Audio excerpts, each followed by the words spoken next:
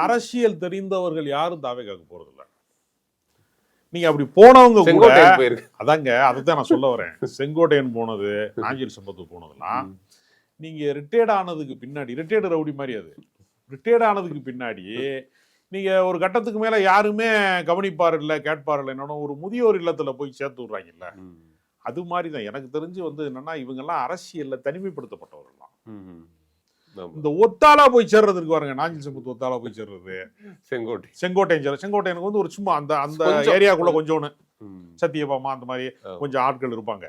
ஆனாலும் என்ன நீங்க பாத்தீங்கன்னா ஒரு பெரிய ஒரு ஜனத்திரளோட தொண்டர் படையோட ஒரு பெரிய பேர் அலையா மாறி போய் நிக்கிறது இருக்குல்ல, அது அப்படி நடக்கவே இல்லை.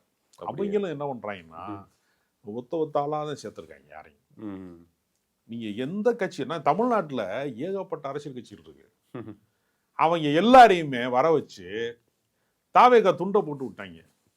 106 பேர் வெளிக்கட்சியில இருந்து நீங்க எந்த கட்சியில உண்டா?